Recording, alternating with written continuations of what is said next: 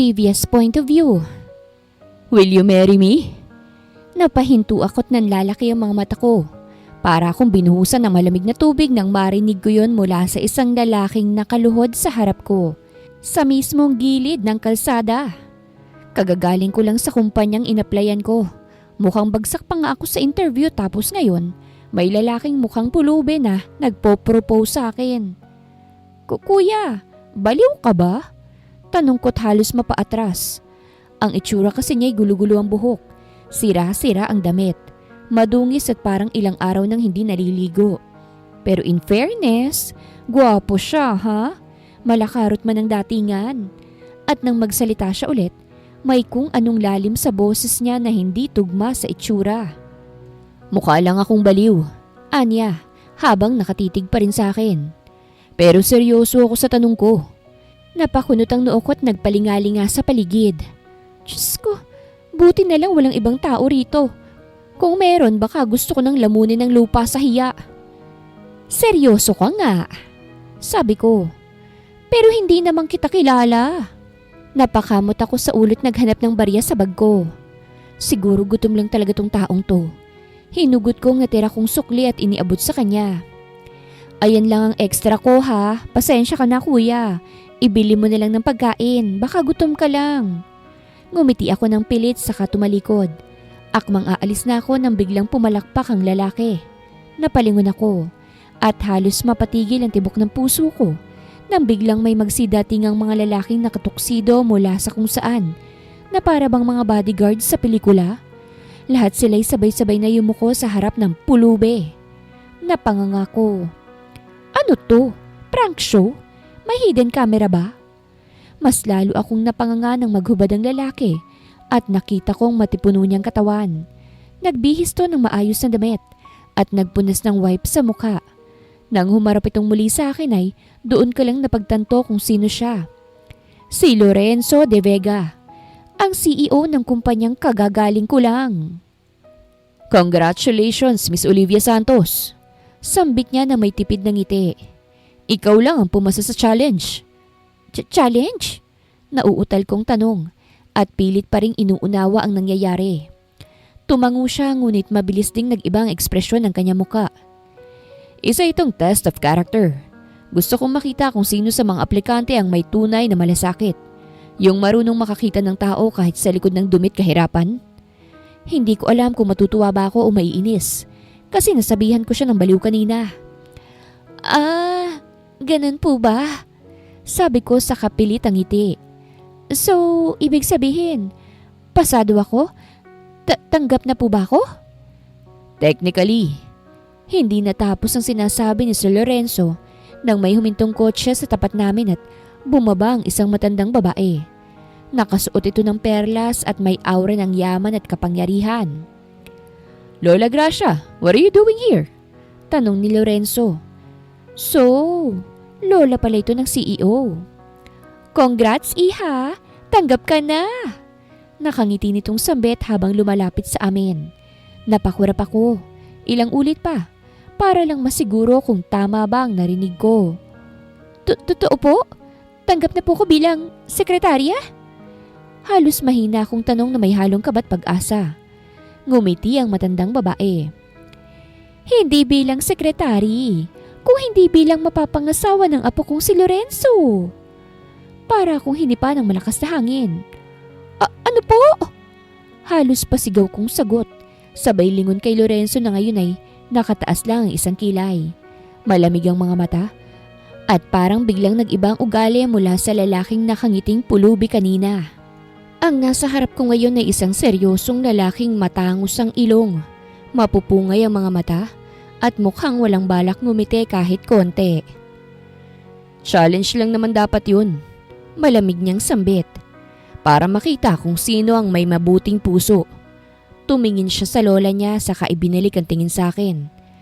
Pero mukhang may iba kang plano, lola. Napakamot ako sa ulo. Halatang naguguluhan na. Pero teka lang po. Hindi ko po alam na challenge pala yun at mapapangasawa? Ako? Tumawa ng bahagya ang matanda. Parang aliw na aliw sa reaksyon ko. Ang gusto kong makakatuluyan ng apo ko ay yung may pusong marunong magmalasakit. Hindi yung tumitingin lang sa panlabas na anyo. At kanina, ikaw lang ang lumapit sa kanya. Lahat ng ibang aplikante, iniwasan siya. Pero bago pa ako makapagsalita, sumabat si Lorenzo. Lola, hindi naman ako papakasal sa isang estranghera dahil lang sa piso't barya. Malamig nitong sambit. Naramdaman kong parang may kumurot sa dibdib ko. Hindi ko alam kung insulto ba yon o totoo lang siyang masungit. Ngumiti naman ang matanda. Kung yun ang kondisyon ko para mapanatili mo ang posisyon mo sa kumpanya Lorenzo. May bahid ng utos sa boses nito. Napatingin ako sa kanilang dalawa. Sa pulubi na biglang naging CEO at sa lola nitong tila mastermind ng lahat ng ito. At ako, nakatayo lang sa gitna nila, litong-lito. Binalingan ako ni Lorenzo, malamig pa rin ang titig. Then congratulations, Miss Olivia. Anya, mukhang wala na rin akong ibang choice pa. At doon ko lang talaga naisip kung anong klaseng trabaho ba itong inaplayan ko.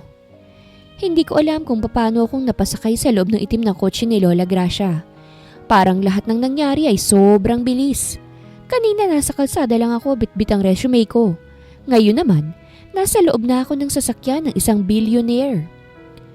Tahimik si Lorenzo sa tabi ko. Literal na parang estatwa. Nakatitig lang sa labas ng bintana.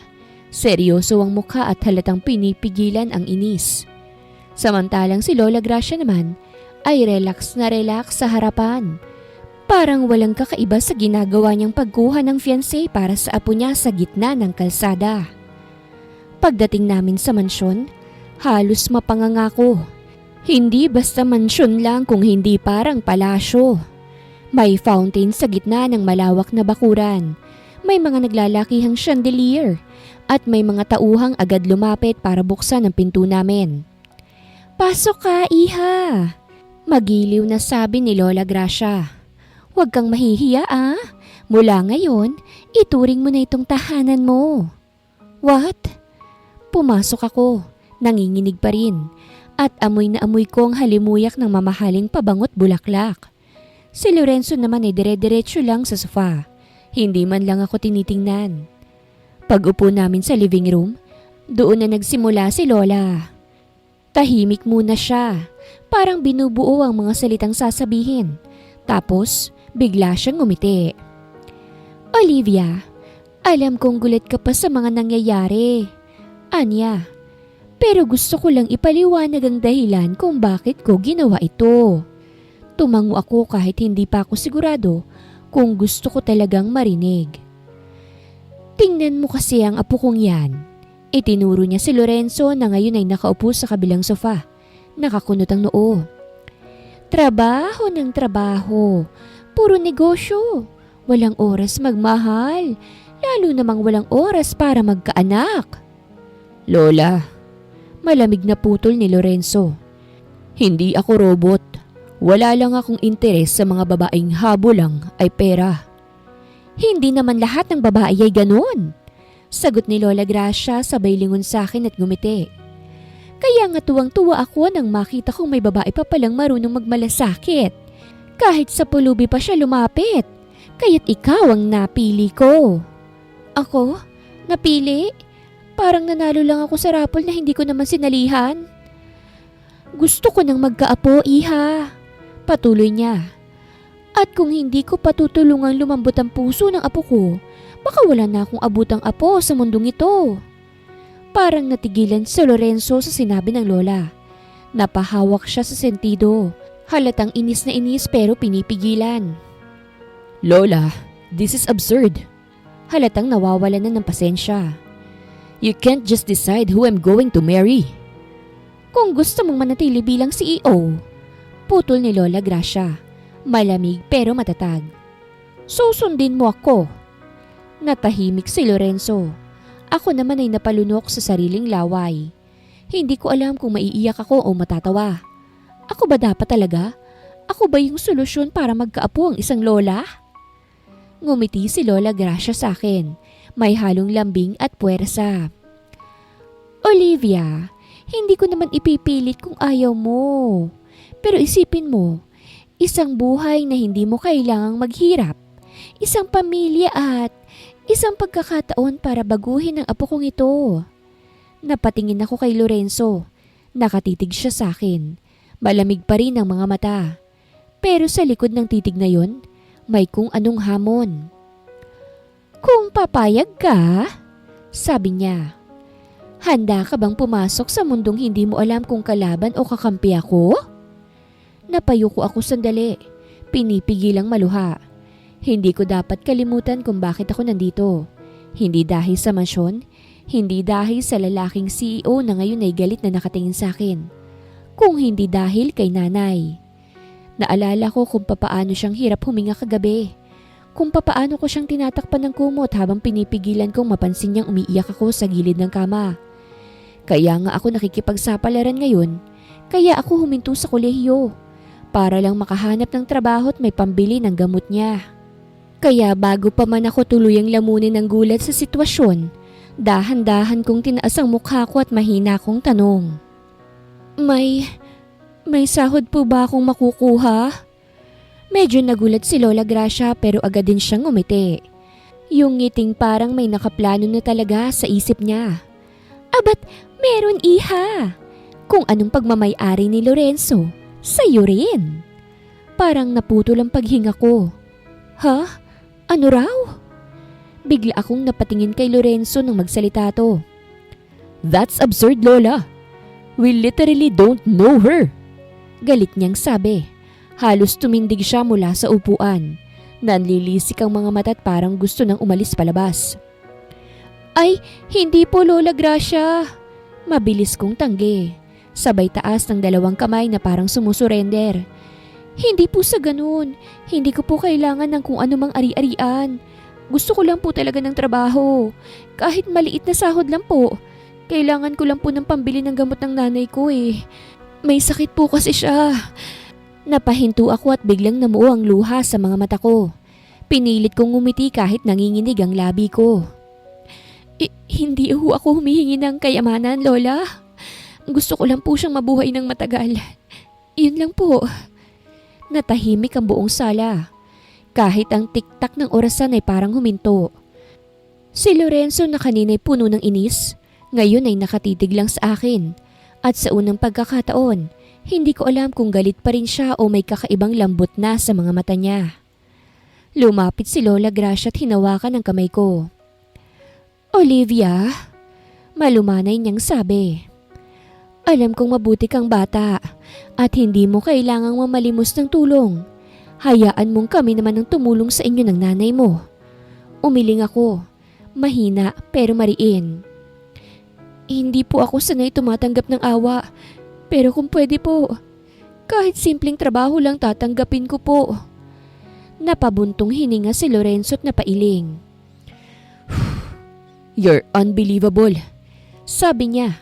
Pero hindi na kasing lamig ng dati ang boses niya. You refuse huge amounts of money, power, fame, even comfort. All for your mother. Hindi ako sumagot. Pinahid ko lang ang luha at pilit na ngumiti. Siguro po kasi, Sir Lorenzo. Mahina akong sabi. Hindi ko naman kailangan ng marangyang buhay. Gusto ko lang yung may dahilan pa akong umuwi sa bahay namin. At sa sandaling yun, nakita kong tila napahinto si Lorenzo. Ang matigas niyang ekspresyon ay napalitan ng kakaibang tingin. Yung parang ngayon lang siya nakarinig ng ganong klaseng sagot. Ngumiti si Lola Gracia. Eto na ang sinasabi ko, Lorenzo. Anya, yan ang klaseng babaeng nagpapalambot ng puso mo. Huwag ka na mag-alala. Kami na ang bahala sa nanay mo, Olivia. We will get her the best doctor in town para magamot na siya. Malumanay pero puno ng otoridad na sabi ni Lola Gracia. Pagkatapos ay ngumiti siya ng may lambing. Pero pangako mo pakakasalan mo itong apo kong masungit. Napatingin ako kay Lorenzo. Nandun pa rin sa mukha niya ang seryosong ekspresyon. Parang wala siyang balak makisama sa kalokohang to ng lola niya. Pero habang tumatagal ang katahimikan, naisip kong baka ito na ang tanging pagkakataon kong mailigtas si nanay. Huminga ako ng malalim. Opo Lola, makakaasa po kayo sa akin. Biglang lumiwanag ang mukha ni Lola Gracia na parang batang nakatanggap ng regalo. Ay! Salamat, Iha! Halos mapapalakpak pa siya sa tuwa. Alam kong hindi ako nagkamali sa pagpili sa iyo. Samantalang si Lorenzo naman, napailing. Literal na napailing. Sabay buntong hininga na parang gusto na niyang lumubog sa sofa. This is insane. Bulong niya sa sarili pero rinig ko pa rin. At nang magtagpo ang mga mata namin, binigyan niya ako ng malamig na tingin. Ngumiti si Lola Gracia. O siya, aalis na muna ako at marami pa akong aasikasuhin para sa nanay mo at para sa kasal ninyo. Nilingon niya kami pareho sabay kindat pa sa akin. Kayong dalawa naman, mag-usap at kilalanin niyo ang isa't isa, ha? Para naman hindi kayo mukhang estranghero sa altar. Bago pa ako makapagsalita, umalis na siya kasama ang mga katulong. Iniwan kaming dalawa ni Lorenzo sa napakalawak na sala ng mansyon. Katahimikan ang namayani sa aming dalawa. Si Lorenzo, nakasandal sa sofa. Nakapikit saglit bago nagbukas ng bibig. So, you agreed? Malamig niyang sabi nang hindi man lang ako tinitingnan. Wala akong choice. Mahina akong sagot. Para kay nanay. Typical. Anya. At sa unang pagkakataon, may bahid ng pait sa boses niya. Everyone always has a reason. Hindi ko alam kung anong ibig niyang sabihin pero naramdaman kong may bigat sa likod ng mga salitang yon.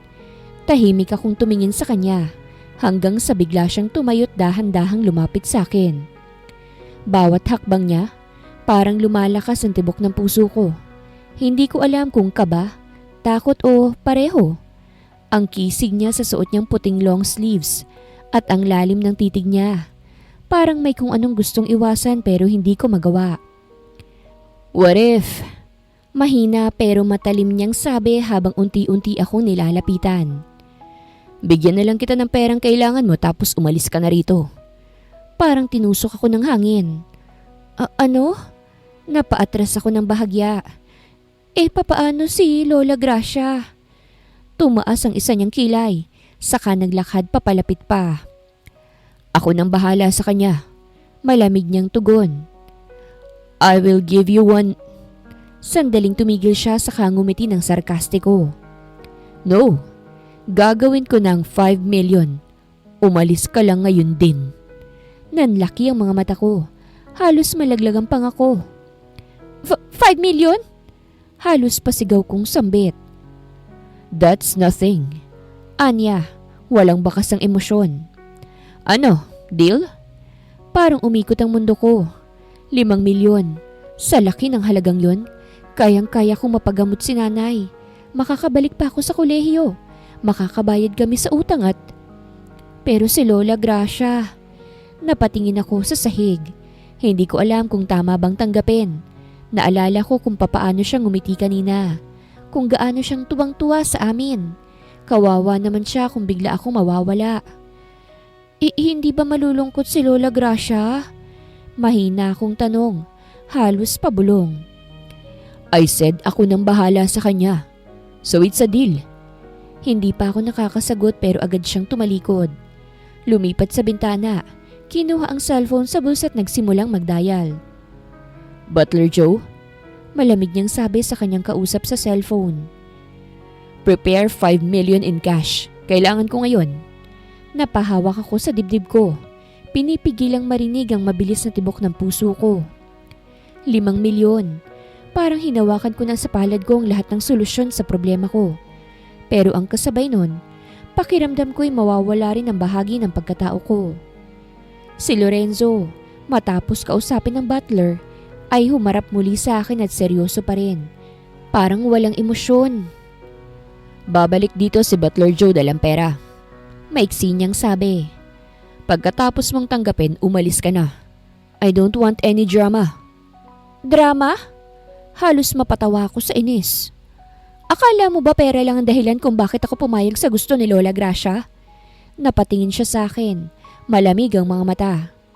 So gusto mo bang sabihin na in love ka na agad sa akin? May halong pangaasar sa tono niya. Namula ko. Hindi no, ang punto ko lang, hindi ako ganong klase ng babae. Hindi lahat ng lumalapit sa inyo pera lang ang habol. Napangiti siya ng sarkastiko saka lumapit pa ng konti. Then prove it.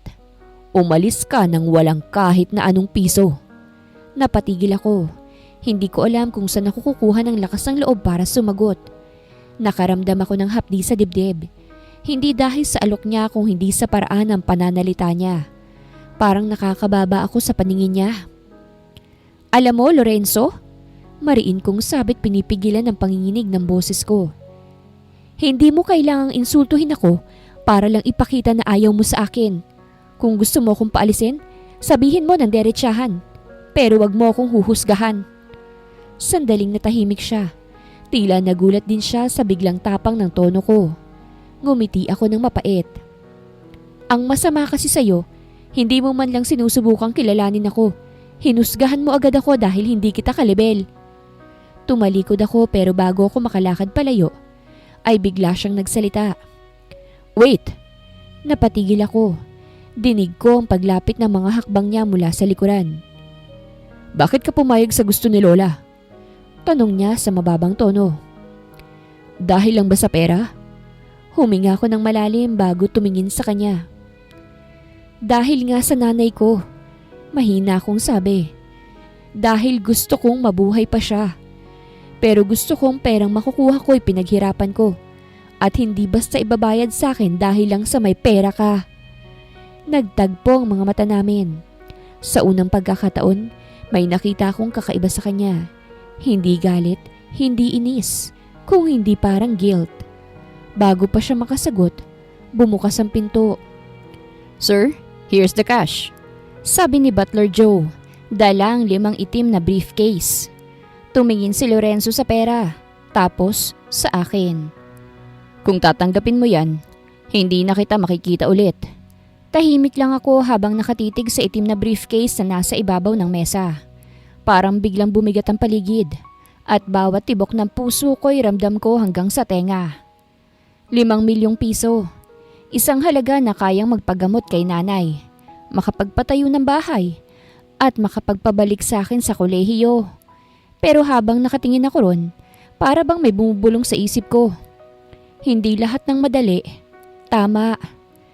Huminga ako ng malalim at dahan-dahang kong itinaas ang paningin ko kay Lorenzo. Salamat. Mahina akong sabi, pero buo ang loob ko. Pero hindi ko tatanggapin yan. Kita ko kung papaanong kumunot ang noo niya. What? Tatanggihan mo? Tanong niya na parang hindi makapaniwala. Mas gusto kong paghirapan na lang ang perang pambili ng gamot ni nanay. Hindi ko kayang tanggapin yan habang alam kong kapalit nito ay ang pagtakas ko sa responsibilidad na ipinangako ko kay Lola Gracia. Napailing siya. Napangisi. Pero hindi na ganun kalamig ang mga mata niya. You're really unbelievable. Anya sabay buntong hininga. Hindi ko alam kung matatawag ba kitang matapang o hangal. Ngumiti ako kahit medyo nanginginig ang labi ko. Siguro, pareho. Pero at least, wala akong pagsisisihan. Sandaling natahimik si Lorenzo. Tila hindi alam kung anong isasagot. Sa unang pagkakataon, di ko na siya nakitaan ng pagmamataas. Parang naguguluhan siya at ayaw niyang ipahalata. Fine. Malamig pa rin niyang sabi pagkatapos ng ilang segundo. Kung gusto mong manatili, suit yourself. Pero wag kang umasa ng kahit na anong kabaitan mula sa akin. Wala naman akong inaasahan. Sagot ko. Mahinahon pero may diin. Ang gusto ko lang, matupad ang pangako ko kay Lola Gracia. Yun lang. Nagkatinginan kami. Ang titig niya, matalim pero may halong pagkalito. Parang gusto niyang sabihin pang kung anong hindi niya masabi. Bago siya lumabas ng silid, may mahina siyang sinabi. Hindi mo alam kung anong pinasok mo, Olivia. Pagkasarado ng pinto, napaupo ako sa sofa at napahawak sa dibdib ko. Hindi ko alam kung anong mas matindi. Ang kaba o ang takot. Pero sa ilalim ng lahat ng yon, May kakaibang damdamin akong hindi maipaliwanag. Hindi ko man alam kung tamang ginawa ko pero isa lang ang sigurado. Hindi ako magpapababa sa harap ng taong hindi pa ako kilala. At kung kailangan kong pagdaanan ng hirap, gagawin ko para kay nanay. At para patunayan na kahit ordinaryong babae lang ako, kaya kong tumindig sa sarili kong desisyon. Pagkatapos ng mahabang araw, dinala ko ni Butler Joe sa isang kwarto sa ikalawang palapag ng mansyon. Hindi ko alam kung anong mararamdaman ko. Tuwa? Kaba? O hiya kasi sa totoo lang, ngayon lang ako nakapasok sa ganito kalaking bahay. Ang silid ay parang galing sa panaginip. May chandelier sa kisame, malambot na kama na may puting kumot, at may kurtinang parang ginto kapag tinatamaan ng ilaw. Pero sa kabila ng ganda, hindi ako mapakali. Ito na ba talaga ang simula ng bagong buhay ko? Habang nakaupo ako sa gilid ng kama, biglang bumukas ang pinto. Pumasok si Lorenzo. Nakaitim na pajama at puting shirt. Simple lang ang suot niya pero kahit ganon, may dating pa rin. Yung tipong kahit nakasimangot ay mukhang advertisement pa rin ang pabango. Comfortable? Malamig niyang tanong habang nakasandal sa pinto. Tumango ako. Opo, sobra. Parang hindi ako sanay. Napangiti ako ng bahagya pero hindi siya ngumiting pabalik. Don't get too comfortable, sabi niya habang papasok at umupo sa single couch. This isn't your home. You're only here because my grandmother said so. Ang sakit pakinggan, pero ngumiti pa rin ako. Alam ko naman po yun, at hindi ko naman iniisip na magiging akin to. Napataas ang kilay niya. Really? So, anong balak mo? Magpapanggap na mabait na fiancé hanggang magsawa si Lola? Napayuko ako sandali. Kung yun man ang tingin mo, wala na akong magagawa ron. Pero totoo ang sinabi ko. Wala akong balak sirain ang kagustuhan ni Lola Gracia. At hindi rin ako nandito para sa pera mo lang. Sinasabi kong paghihirapan ko. Pagkatapos ng ilang segundo, tumayo siya. Naglakad papunta sa gilid ng bintana at nagsalita ng mahina pero ramdam ko ang bigat. You don't know what you're getting yourself into, Olivia. Hindi mo alam kung anong klaseng mundo ang pinasok mo. Baka nga hindi, sagot ko. Pero kung ang kapalit nito ay ang paggaling ni nanay, kakayanin ko. Tumalikod siya sa unang pagkakataon. Nakita ko sa mga mata niyang hindi ko inaasahang hindi galit. Hindi paghamak. Kung hindi parang awa. Pero mabilis ding nawala yon at bumalik ang malamig niyang ekspresyon. Fine, sabi niya. Basta wag mong iisipin na magkakaroon tayo ng fairy tale ending. We're strangers. Let's keep it that way. Pagkatapos nun, lumabas siya ng kwarto at naiwan akong nakatitig sa pinto. Bumuntong hininga ako at humiga sa kama. Hindi ko alam kung anong buhay ang naghihintay sa akin dito. Pero hindi ako basta-bastang susuko. Kinabukasan ay nagising ako sa sikat ng araw na tumatama sa aking mukha. Pagdilat ng mga mata ko, ilang segundo muna akong napatitig sa kisame bago ko naalala kung nasaan ako. Agad akong napabangon, inayos ang buhok ko at nagsuot ng simpleng bestida na pinahiram ni Lola Gracia kagabi. Ang ganda at ang lambot ng tela, malayo sa mga damit kong ginagamit sa bahay. Pagkalabas ko ng kwarto, sinalubong ako ni Butler Joe. Good morning, Miss Olivia. Naghihintay na po si Madam Gracia sa dining area. Kinabahan ako. Si Lorenzo po. Ngumiti si Butler Joe. Nandun din po siya. Ay, patay. Habang naglalakad ako pababa ng grand staircase, parang ayokong dalhin ang mga paa ko. Sa bawat hakbang, ramdam ko ang bigat ng tingin ng mga maid at guards na dumadaan. Pagdating ko sa dining area, napanganga ko. Ang haba ng mesa. May mga pagkaing hindi ko nga alam ang pangalan. Pero ang mas nakakapanindig balahibo, naandun si Lorenzo na nakaupo, nakapormal na suot, habang nagbabasa ng dyaryo. Good morning, Iha! Bati agad ni Lola Gracia, masiglat na kangiti. Halika, sabayan mo kaming kumain. Ngumiti ako at dahan-dahang lumapit. Magandang umaga po, Lola Gracia. Tumango ako kay Lorenzo pero hindi siya tumitingin. Parang hangin lang ako. Umupo ako sa tapat niya at pinilit kong ngumiti kahit awkward. Good morning, Lorenzo. Mahina akong bati. Hindi siya sumagot. Nilipat lang niya ang pahina ng dyaryo at sumimsim ng kape. Hay naku apo, kahit nandito na ngang magiging asawa mo, hindi mo pa rin pinapansin. Sabi ni Lola Gracia. Hindi mo ba nakikita? Ang ganda-ganda ni Olivia oh. Namilog ang matakot na pakamot ng ulo. Ay Lola, hindi naman po. Ngumiti si Lola Gracia. Abay, totoo naman. Tamang-tama yung kabaitan mo sa kasungitan ng apo ko. Baka sakaling matunaw ang yelo niyang puso. Sa wakas, ibinaba ni Lorenzo ang dyaryo at tumingin sa akin. Lola, please. Malamig niyang sabi. We're just getting to know each other. Ngumiti si Lola Gracia pero halatang may plano na naman sa isip niya. Di mas mabuti. Kaya nga gusto kong magkasama kayo palagi. Starting today, Olivia, sasamahan mo na si Lorenzo sa opisina. Sekretary mo na rin siya pansamantala apo. What? Halos sabay naming nasabi ni Lorenzo. Ngumiti lang si Lola Gracia. Sumimsim sa kape at ngumiti ng makahulugan. Wala nang bawian yan. Magkasama kayo araw-araw simula ngayon. Napatitig ako kay Lorenzo. This is going to be hell. Rinig kong bulong ni Lorenzo. Wala nang nagawa pa si Lorenzo at isinabay na ako nito sa kotse niya. Pagkababa namin ng kotse sa harap ng De Vega Corporation, parang gusto kong bumalik ng mansyon. Ang laki ng building, puro glass at marble, at bawat taong pumapasok ay mukhang model sa business magazine. Habang naglalakad kami papasok, sinusundan ako ng tingin ng mga empleyado. Maraming nagbubulungan at kahit mahina, rinig ko pa rin. Sino yun?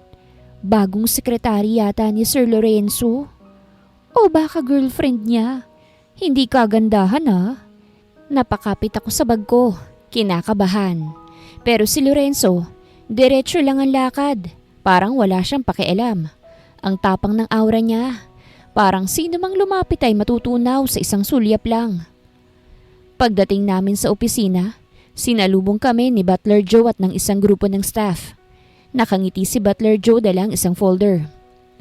Good morning everyone, sabi niya. This is Miss Olivia.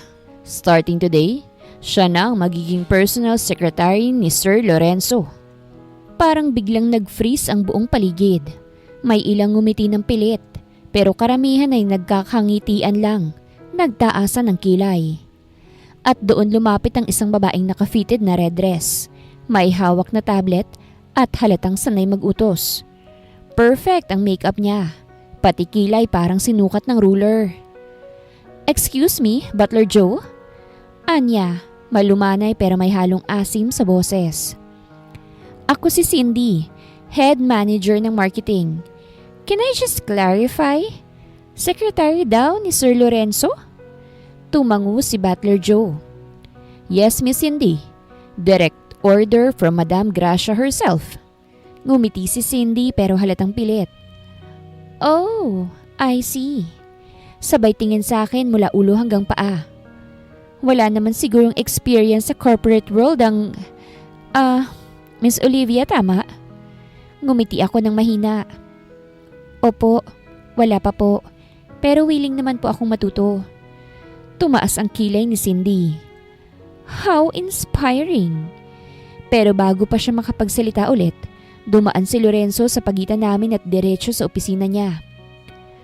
Wala akong oras sa drama. Malamig niyang sabi. If Lola said she's my secretary, then she is my secretary. Everyone, back to work. Bigla akong napatingin sa kanya. Hindi ko alam kung matutuwa ba ako o maiinis. Kasi kahit parang ayaw niya ako makita in a way, ipinagtanggol niya pa rin ako.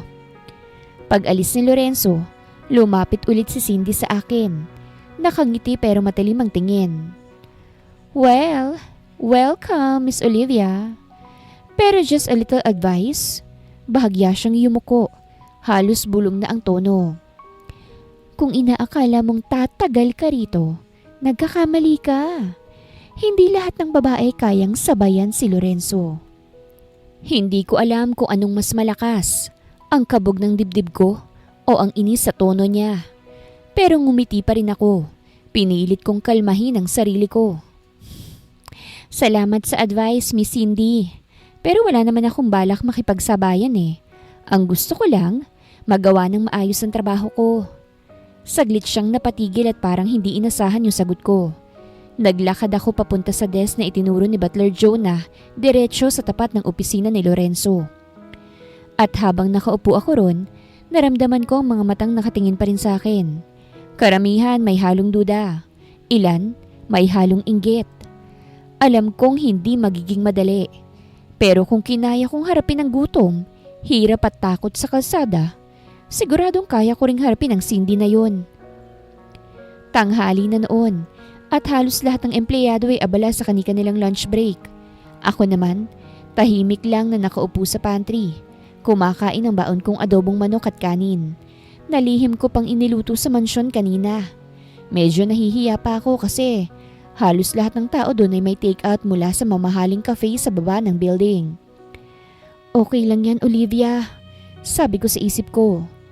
Hindi ko naman kailangang ipahiya ang sarili ko. Ang mahalaga, kumakain ka. Habang pinupunasan ko ang labi ko ng tissue, biglang pumasok si Cindy kasama ang dalawang staff niya. Sa unang tingin ko pa lamang, alam kong may plano na naman siya. Oh, look who's here!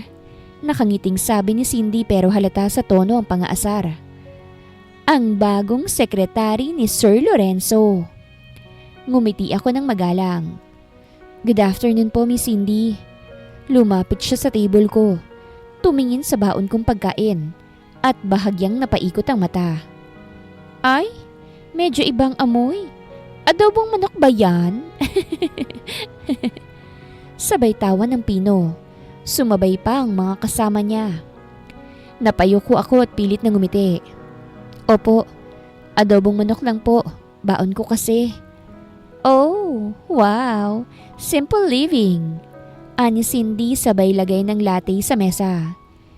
Pero alam mo, Olivia, sa opisina ni Sir Lorenzo, image is everything. Hindi pwedeng mukhang, alam mo na, tinapik niya ang mesa ko. Probinsyana vibe. Ramdam kong hapdi ng salita niya, pero hindi ako nag-react. Kinuha ko lang ulit ang lunchbox ko at tahimik na kumain. By the way, dagdag pa niya habang naglalagay ng lipstick sa harap ng salamin. You do know that Sir Lorenzo doesn't like clingy women, right? He prefers someone sophisticated. Someone like me. Bago pa ako makasagot, biglang bumukas ang pinto ng pantry. Lahat ay natigilan. Si Lorenzo. Magandang araw mga viewers. Ang kwentong ito ay hatid ng Love Series TV. Salamat sa pakikinig. Nakaputing long sleeves, nakatupi ang manggas at halatang galing sa meeting. Pero ang titig niya ay diretsyo kay Cindy. Cindy, malamig niyang sabi. Anong ginagawa mo rito? Don't you have a meeting with the board? Halatang nataranta si Cindy. Yes sir, I was just having a quick coffee break with the new secretary. Ngumiti siya ng pilit. Pinapayuhan ko lang siya ng mga office etiquettes. Tumingin si Lorenzo sa akin saka sa baon kong adobong manok. Office etiquettes? Ulit niya. So part na rin ba ng etiquette ang mga insulto ng bagong empleyado? Napayuko si Cindy pero nagbawi ng ngiti. Oh no sir, of course not. I was just... Enough! Putol ni Lorenzo.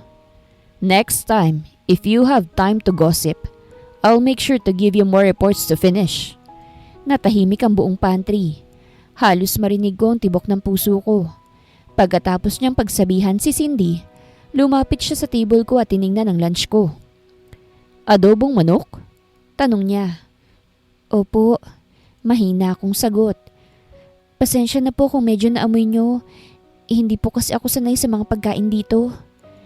Ilang segundo siyang tumitig. Tapos ay biglang umupo sa tapat ko. Lahat ng tao halos manginig sa gulat. Bakit po kayo? I want to try it. Putol niya sabay kuha ng tinidor.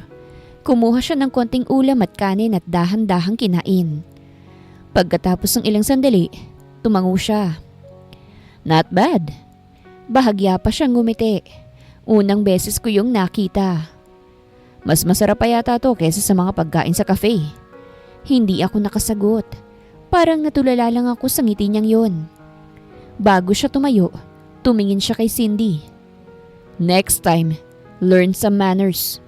Not everyone here grew up spoiled. At saka siya umalis diretso palabas ng pantry. Tahimik pa rin ang lahat. Si Cindy nanigas. Ako naman ay nakahawak pa rin sa tinidor. Hindi makapaniwala sa nangyari. Siguro ay hindi na ganun kalamig ang yelo sa puso ng taong yon. Ilang araw na ako nagtatrabaho sa kumpanya ni Lorenzo. At pakiramdam ko ay 3 buwan na akong hindi natutulog.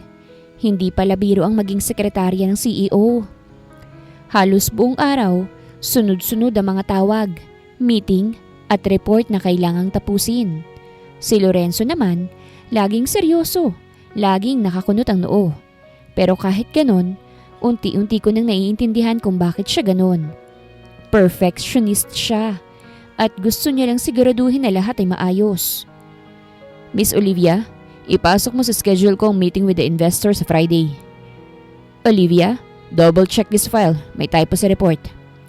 Olivia, black coffee please. Sa una nakaka-intimidate.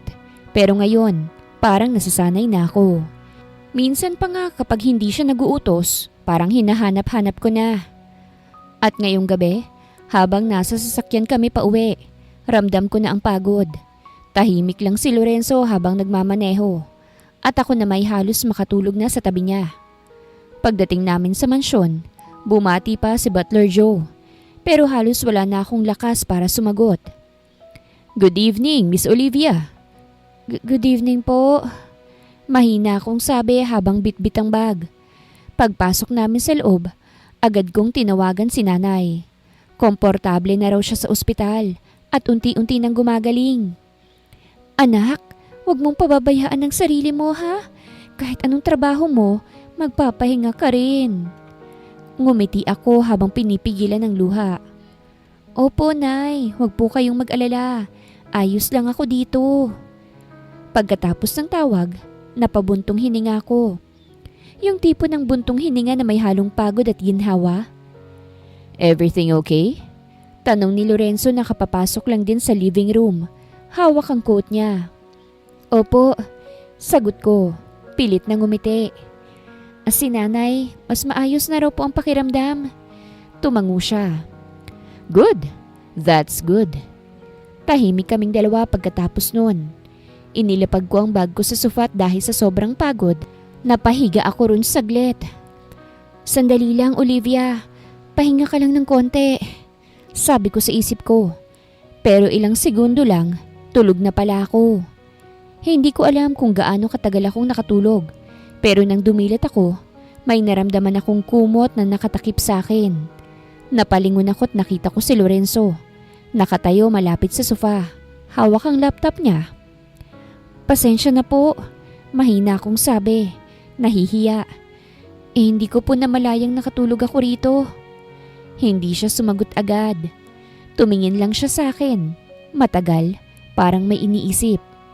Pagkatapos ay mahina siyang nagsalita. Next time, huwag mong pagurin ng ganyan ang sarili mo. Hindi mo kailangang gawing lahat mag-isa.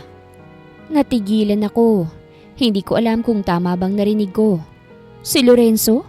Ang lalaking halos hindi ngumingiti. Ngayon ay nagsasalita ng may pag-aalala? Pasensya na po sir. Hindi ko po sinasadyang makatulog. Lorenzo. Putol niya. Malamig pero mahinahon ang boses. We're at home. Don't call me sir. Napatulala ako. At bago pa siya tuluyang umalis papunta sa kwarto niya, lumingon pa siya sandali. Good night, Olivia. Pagkasarado ng pinto, napangiti ako ng bahagya habang nakahiga pa rin sa sofa. Yakap ang kumot. Hindi ko alam kung ano nangyayari pero unti-unti nang nagbabago ang ihip ng hangin sa pagitan naming dalawa. Ilang linggo pang lumipas. Dumating na ang araw na pinaghahandaan ko, ang meeting with the investors. Ngayon ay nasa loob na kami ng malaking conference room.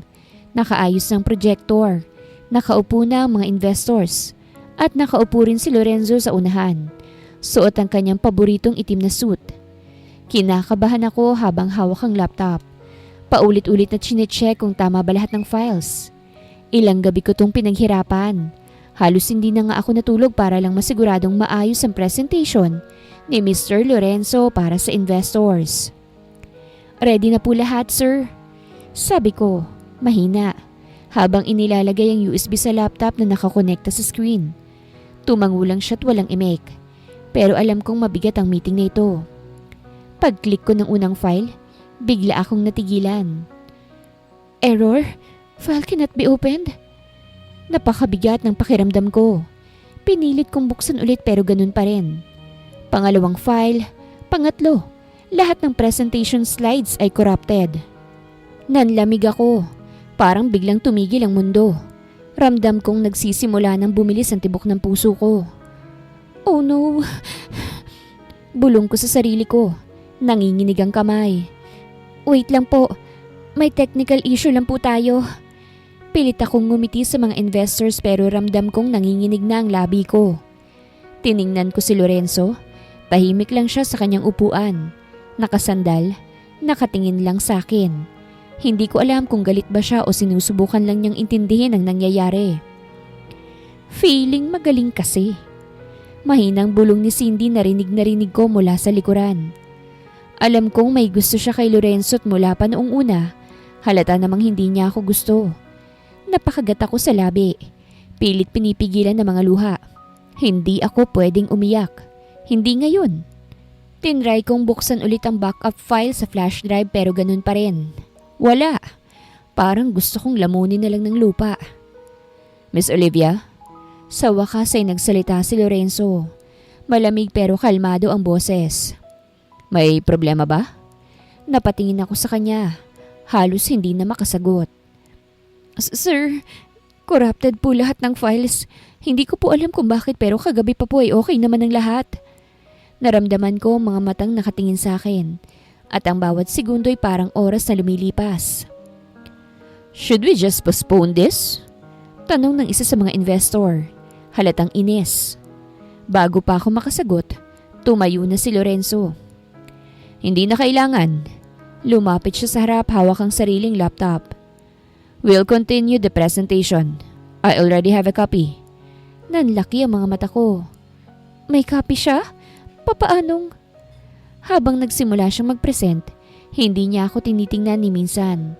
Pero ramdam kong bawat salita ay maingat, kalmado at kontrolado. Para bang sanay na sanay siyang mag-handle ng ganitong gulo. Ako naman ay nakatayo sa gilid, pinipigilan pa rin ang pag-iyak. Nahihiya't naiinis ako sa sarili ko. At kahit tapos na ang meeting, kahit successful pa rin to dahil kay Lorenzo, hindi ko maiwasang maramdaman ang bigat ng hiyat kamalasan. Pag-alis sa mga investors, tahimik na bumagsak ang balikat ko. Pasensya na po, Lorenzo. Mahina akong sabi. Hindi ko po alam kung anong nangyari eh. Ngunit hindi siya sumagot. Lumapit lang siya sa akin, tumitig saglit, tapos ay mahinang nagsalita. Meet me at my office. At tuluyan na siyang lumabas ng conference room. Habang palabas ako ng conference room, nanginginig pa rin ang tuhod ko. Ramdam ko pa ang bigat ng tingin ni Lorenzo bago siya umalis. Hindi ko alam kung galit ba siya o nadismaya lang. Pero isa lang ang sigurado ko. Gusto kong maayos to. Huminga ako ng malalim. Kailangan kong humarap sa kanya at humingi ng tawad. Patungo na ako sa opisina niya nang biglang may humarang sa daraanan ko. 3 silang babae. Si Cindy at ang 2 niyang alipores. Nakasandal siya sa pader. Nakataas ang kilay at may nakakalokong ngiti. Well, well, well. Look who just embarrassed herself in front of the investors. Anya, sabay tawa ng mga kasama niya. Sekretary ko no, pero hindi marunong mag-save ng file. Baka mas marunong ka lang magpa-cute eh. Napakuyom ako ng kamao ko. Pinilit kong hindi na lang magsalita. Hindi ko kailangan ng gulo ngayon. Pero hindi sila tumigil. Lumapit si Cindy. Halos ilang pulgada na lang ang pagitan namin. Sabihin mo nga, Olivia. Malandi nitong sabi. Ano ba talagang sikreto mo't nakuha mo agad ang atensyon ni Mr. Lorenzo, ha? Nagpapaawa ka ba o baka naman? Bahagya siyang ngumisi. Nakatingin mula ulo hanggang paa ko. Ginamit mo ba ang katawan mo para lang makapasok rito? Napatigil ako. Ramdam kong uminit ang pisngi ko. Hindi sa hiya, kung hindi sa galit. Baka nakakalimutan mo, Cindy. Mariin kong sagot. Tinanggap ako ni Lola Gracia mismo. Hindi ko kailangang gumamit ng kahit ano para lang mapansin. Tumaas ang kilay niya. Abat sumasagot ka na ngayon, ha? Hindi ako manhead. Sagot ko, matatag ang tono. At kung may problema ka sa akin, sabihin mo kay Mr. Lorenzo mismo. Hindi mo kailangang ipahiya ako sa hallway. Parang nainsulto siya. Bigla niyang nilapit ang mukha niya sa akin. Malamig ang titig. Huwag kang magmalinis, probinsyana. Hindi ka nababagay rito. Kung ako sa'yo, aalis na ako bago ka pa mapahiya ulit. Hindi ko napigilang ngumiti ng bahagya kahit nanginginig ako sa inis. Salamat sa concern mo, pero hindi ako kagaya mo.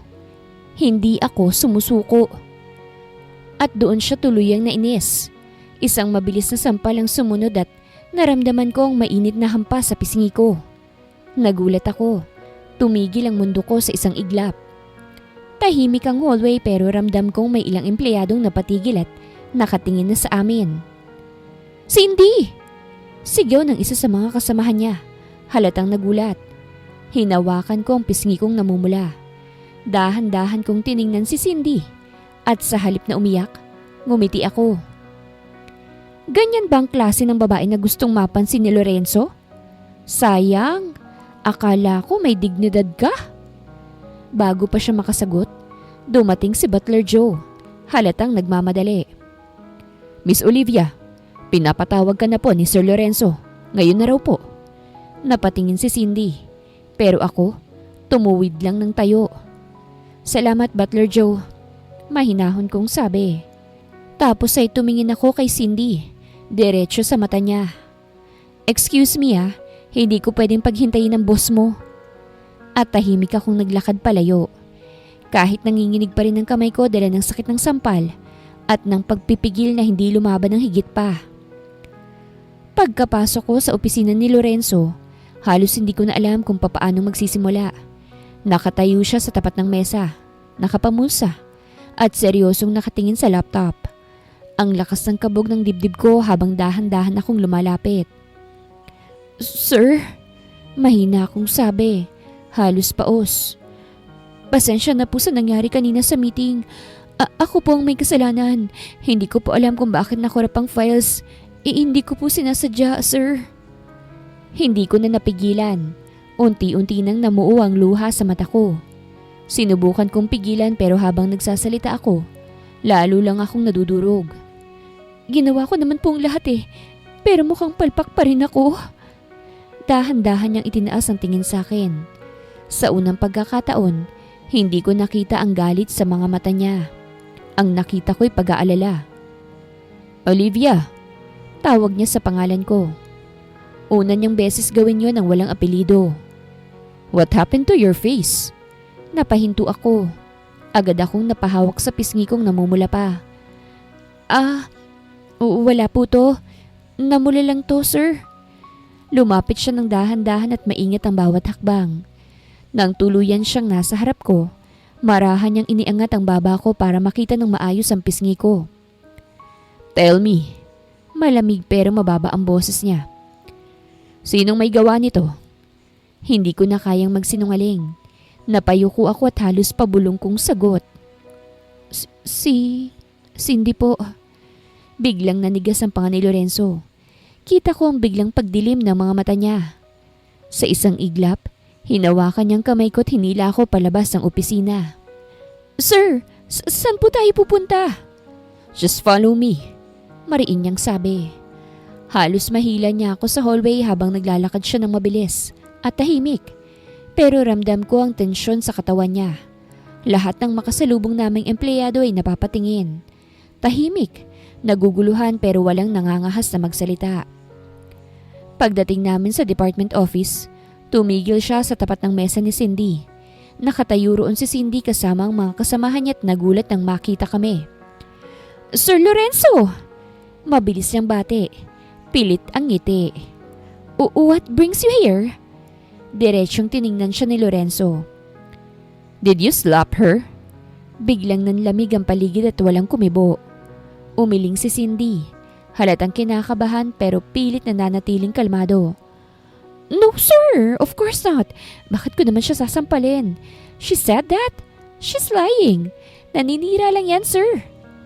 Tahimik lang si Lorenzo pero ramdam kong kumukulo ang dugo niya. Tumingin siya kay Butler Joe na kasunod naming pumasok. Butler Joe?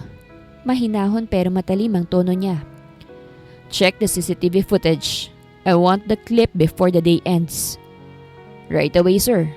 Sabay alis para sundin ng utos. Nakita kong bahagyang nanginig si Cindy pero bahagya pa rin nagsasalita. Sir, you don't have to check, I swear. Pero pinutol siya ni Lorenzo. Quiet. Isang salita lang yon pero parang tumigil ang buong opisina. No one touches what's under my protection. At doon ko lang naramdaman kung gaano kalakas ang tibok ng puso ko.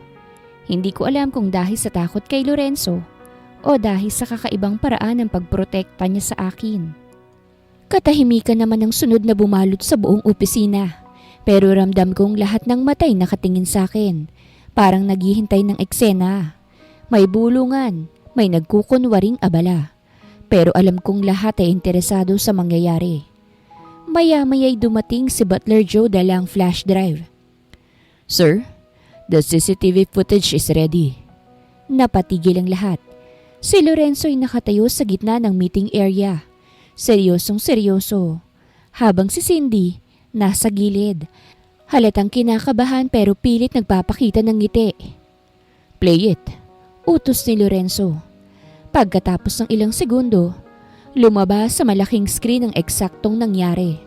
Mula sa pakikialam ni Cindy sa laptop ko, hanggang sa nakatayo ako sa hallway, pinapaligiran nila Cindy. Lahat ng salita, pati ang sampal, malinaw na malinaw. Walang nagsalita, kahit si Cindy, napahawak sa bibig niya. Tila hindi makapaniwala na nahuli siya mismo sa kamera. Ikaw ang may gawa kung bakit corrupted ang files ko? Hindi makapaniwalang tanong ko. May sasabihin ka pa ba bago kita palayasin sa kumpanya ko?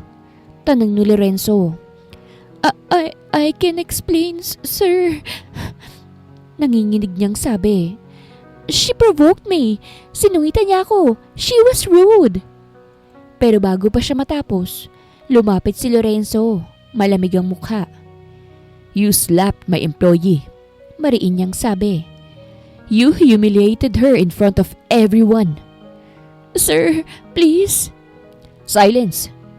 Mabigat ang tono niya at kahit ako ay napatigil. Ramdam ko ang bigat ng bawat salitang kasunod noon. Dahan-dahan siyang lumingon sa buong departamento. Seryosong tinititigan ng lahat ng empleyado. Let me make this clear to everyone. Anya, malakas pero kontrolado ang boses. No one dares to hurt Olivia. Tiningnan niya si Cindy ng diretsyo. Because she is my fiancé. Mess with her and you mess with me. Para bang tumigil ang oras ko. Nanginginig ang kamay ko at halos hindi ako makahinga. Lahat ng tao'y napatingin sa akin. Nagulat at nagbubulungan. Ano raw? May narinig pa akong bulong sa likod ko. Fiancé niya si Olivia? Nakatayo lang ako ron. Parang hindi ko alam kung matutuwa ba ako o matatakot. Hindi ko alam kung ginawa ba niya yon para protektahan ako o para lang tumigil ang kaguluhan. Lumapit siya sa akin at ramdam ko ang tingin ng lahat. Hinawakan niya ang kamay ko ng mahigpit nang walang alinlangan. Let them know. Bulong niya nang hindi tumitingin sa akin. You belong here now. Hindi ko alam kung anong dapat maramdaman ko. Kaba? Gulat? O baka may kakaibang init sa dibdib na matagal ko nang pilit itinatanggi. She's my fiancé. Ang salitang yon, paulit-ulit lang sa isip ko habang pinipigilan kong mapahinga ng malalim. You're fired, Cindy. Inis na sambit ni Lorenzo. Mabilis na lumuhod si Cindy. No, sir, no. Sorry, hindi na mauulit, promise. Pakikiusap nito pero hindi na siya pinansin pa ni Lorenzo. Butler Joe, tumawag ka ng security at kalad ka rin si Cindy palabas ng kumpanya. Utos ni Lorenzo bago nito hawakan ng kamay ko at dinala ko sa opisina niya. Nakatayo siya ngayon sa tapat ng mesa niya, nakasandal sa gilid, habang ako naman ay nakaupo sa sofa at hindi makatingin ng diretsyo sa kanya. Sir, mahina akong simula. Bakit niyo po sinabi sa lahat na fiancé niyo ko? Dahan-dahan siyang lumingon sa akin. Seryoso pa rin ang mukha pero may kakaibang ningning sa mga mata niya. Iyon naman ang totoo, hindi ba? Anya, kalmado pero may bahid ng lambing sa boses. You are my fiancé. Napatitig ako sa kanya, hindi agad nakasagot. Payag na po kayo? Halos pabulong kong tanong, may halong kabat pag-asa. Ngumiti siya ng bahagya. Ang unang ngiti na nakita kong totoo, hindi pilit, hindi malamig. Let's just say, saglit siyang tumigil sa ngumisi. You're different. Ginayuma mo yata ako eh. Saka siya natawa. Napahinto ako. Tumawa siya? Parang tumigil ang oras. Ito ang unang beses na narinig kong tumawa si Lorenzo. Hindi ko alam kung anong uunahin kong maramdaman. Kilig ba o pagkalito? Ay sir, hindi ho ako marunong manggayuma ah. Kaagad kong tugon. Lumapit siya ng dahan-dahan at kaagad kong naamoy ang mamahaling kulo niya. Habang dahan-dahan siyang tumigil sa harap ko. May hawak siyang maliit na kahon. Hindi ko alam kung saan niya yun nakuha. Binuksan niya yun at doon ko nakita ang isang simpleng diamond ring. Sir, anong... Hindi niya ako pinatapos. Marahan niyang hinawakan ng kamay ko at maingat niyang isinuot ang singsing sa daliri ko. You earned my trust. Mahina niyang sabi. Nakatingin diretsyo sa akin. And my feelings. Napatitig ako sa kanya. Halos hindi makahinga. Hindi ka mahirap magustuhan, Olivia. Dagdag pa niya. You're kind, sweet, caring at masipag. Lahat yon nakita ko habang magkasama tayo rito. At sa bahay. Nang marinig ko yon, parang may dumaloy na init sa dibdib ko. Hindi ko alam kung totoo bang totoo ang naririnig ko. O kung panaginip lang. Pero nang magtama ang mga mata namin, alam kong hindi ako nananaginip. Si Lorenzo ang lalaking akala ko'y walang puso, walang emosyon. Ngayon ay nakatingin sa akin na parang ako lang ang tao sa mundo. Biglang bumukas ang pinto ng opisina. Dahilan para parehong mapalingon sila Olivia at Lorenzo. Lola Gracia! Gulat na sambit ni Lorenzo habang mabilis na binawi ni Olivia ang kamay niyang kakasuot lang ng singsing. Pero huli na. Nasilayan ni Lola Gracia ang eksaktong sandaling isinusuot ni Lorenzo ang singsing kay Olivia. At sa halip na magalit, napasigaw to sa tuwa. Ay! Salamat sa langit! Sa wakas! Halos mapatalon si Lola Gracia habang nakataas ang mga kamay. Akala ko kailangan ko pang magdasal ng 9 na nobena bago mo mahalin si Olivia, Lorenzo? Lola naman. Napakamot sa batok si Lorenzo. Halatang nahihiya. Ngunit mas lalo lang natuwa si Lola Gracia nang lapitan si Olivia at mahigpit itong niyakap. Ay naku iha, hindi mo alam kung gaano akong kasaya. Ikaw lang pala makakabali ng pader na nakapaligid sa apo ko eh. Lola, hindi po. Natigilan si Olivia. Hindi alam kung papaano magpapaliwanag. Shh! Huwag ka nang mahiya. Nakangiting sabi ni Lola Gracia. Kita ko naman sa mata ni Lorenzo na espesyal ka na sa kanya. Hindi mo na kailangang sabihin pa. Napailing na lang si Lorenzo ngunit halatang hindi rin makapagtago ng ngiti. Lola, baka naman sobra ka na namang magplano dyan. Abay syempre! Sabat ng matanda. Maghahanda ako mamayang gabi. Dinner celebration. Hindi araw-araw nalulunod sa pag-ibig ang apo kong bato. Namula si Olivia habang si Lorenzo ay napangiti na lang. Sabay bulong sa kanya. See? Even destiny agrees with me. Natawa si Lola Gracia at sabay silang iniwan. Pero bago tuluyang lumabas, tumalikod pa ito't ngumiti. Olivia, welcome to the family! At pag alis ni Lola Gracia, kapwang natahimik sila Lorenzo at Olivia. Pareho silang may halong tuwa, hiya at kakaibang kilig na hindi nila maipaliwanag. At sa gabing yon, malaparaisong liwanag ang bumabalot sa loob ng mansyon. Puno ng halakhakan ng paligid. Mga kasambahay, si Butler Joe at si Lola Gracia na abalang-abala sa pag-aayos sa mga bulaklak sa gitna ng mesa. Ngunit si Olivia, nakatayo lang sa gilid, hindi pa rin makapaniwala sa nangyayari. Nakasuot siya ng simpleng cream dress na ibinili ni Lola Gracia at halos hindi siya makatingin ng diretsyo kay Lorenzo. Unay nakatingin lang sa kanya na may ngiti at lambing na hindi niya nakikita dati. Parang hindi ako sanay na nakangiti ka. Biro niya.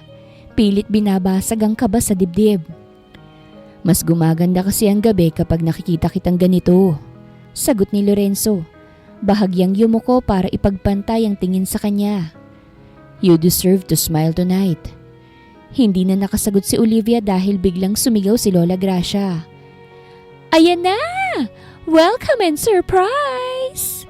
Napalingon silang lahat sa pinto at doon ay natigilan si Olivia. Nanay! Lumalakad papasok ang ina niya. Malakas, nakangiti at walang bakas ng karamdaman. Hawak nito ang maliit na bouquet ng bulaklak habang umiiyak sa tuwa. Anak! Bulong ng nanay niya habang niyakap siya ng mahigpit. Salamat sa Diyos, Olivia. Akala ko hindi na kita makikita ng ganito kasaya. Paano po kayo nakapunta rito? Halos mangiyak-ngiyak na tanong ni Olivia. Ngumiti si Lola Gracia sa gilid.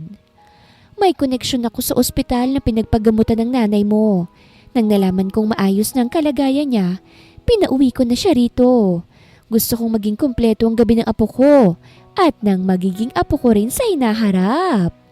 Sabay kindat ng matanda. Namula si Olivia ngunit si Lorenzo natawa lang at marahang hinaplos ang balikat niya. You see, lahat ng nangyayari may dahilan. Even your mother's here. It means destiny agrees with us twice. Habang kumakain, paulit-ulit lang nangumingiti si Olivia. Nakikita niya kung papaanong nagbago si Lorenzo.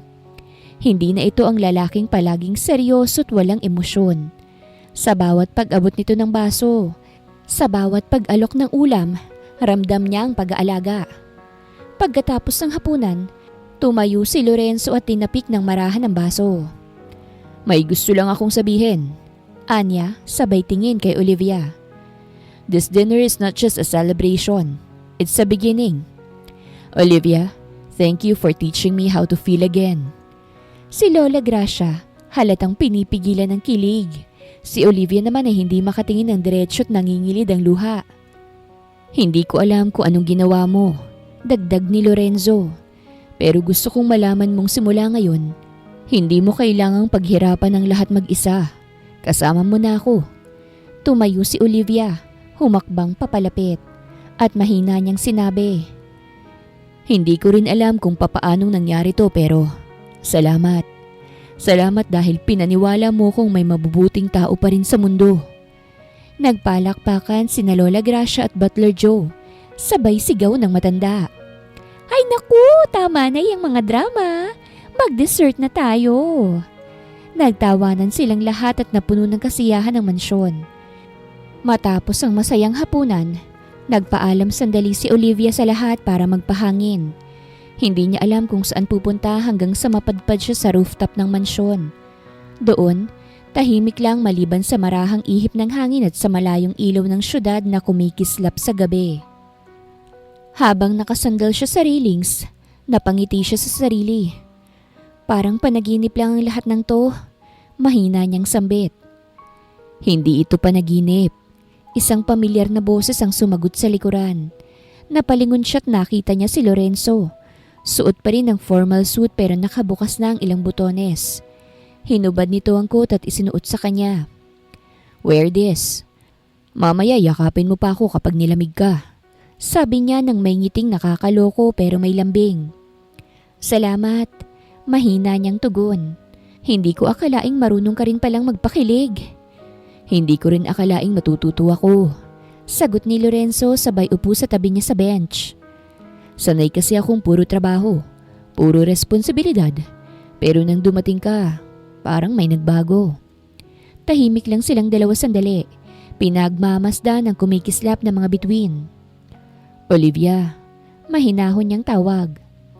Naaalala mo pa ba nung una kitang makita? Napatawa si Olivia. Paano ko naman makakalimutan yon? You proposed to me as pulube.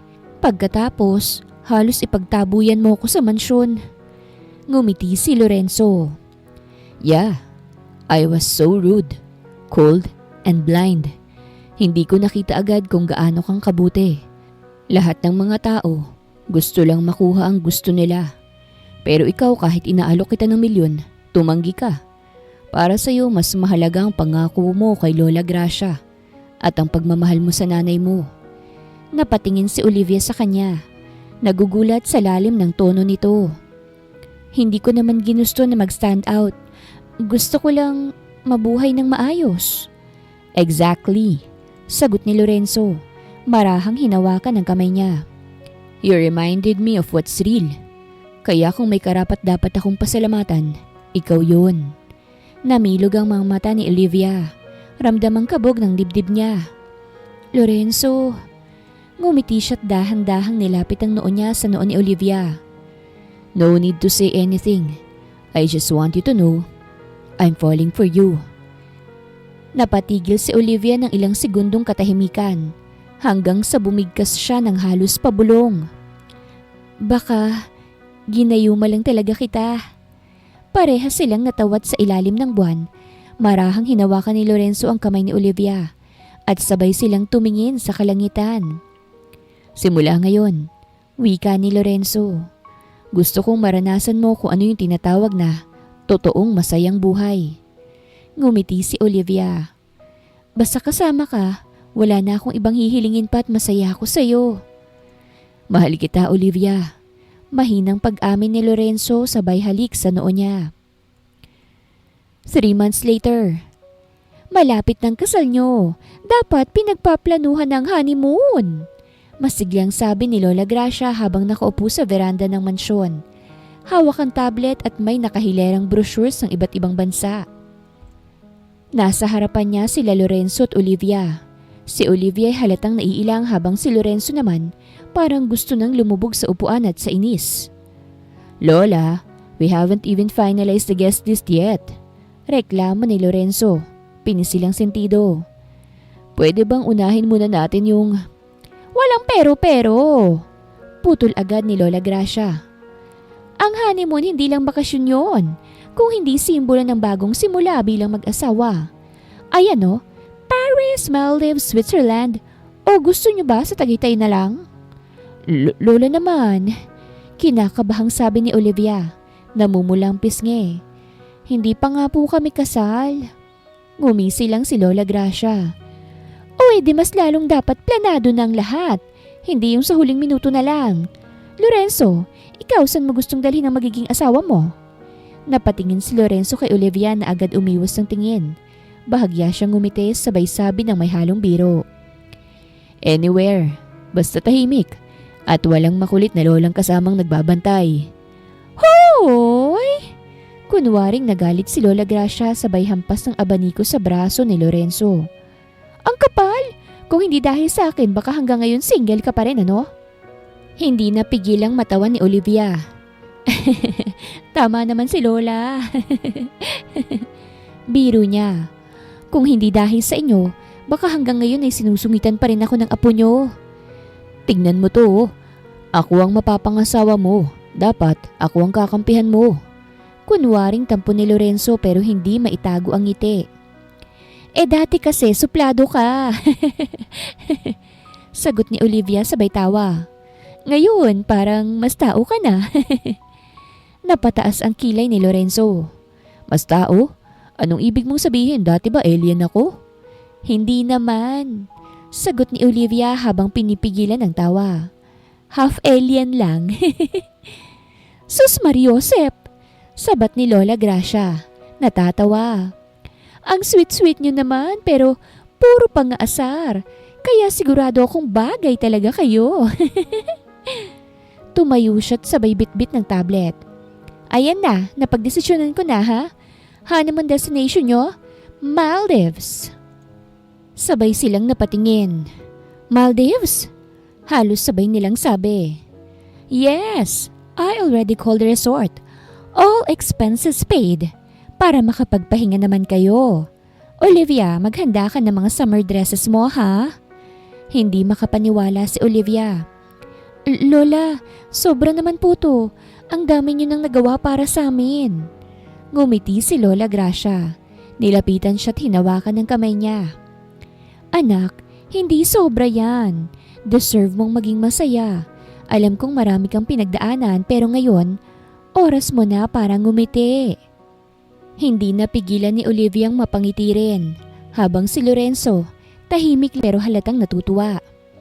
Habang palabas na si Lola Gracia, tumingin tong pabalik sa kanila. Lorenzo? Yes, Lola? Make sure na pagbalik nyo ng galing Maldives, may magandang balita akong maririnig ha.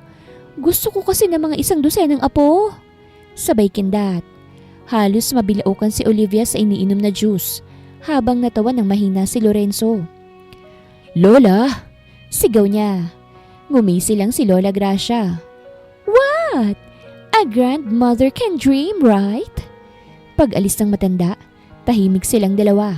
Nagkatinginan lang hanggang sasabay silang natawa. Maldives ha? Sabi ni Lorenzo, ngumiti ng bahagya. Mukhang masaya yun, sagot ni Olivia. Pero 100 apo, iyon yatang hindi ko kaya. Natatawang sambit ni Olivia. Kung ayaw mo ng 100, baka pwedeng 10 na lang. Yung tawang matagal niya nang hindi nagagawa, malaya at totoo. Ang cute mo kapag namumula. Sabi niya habang nakatingin pa rin kay Olivia na halos hindi makatingin pabalik sa kanya.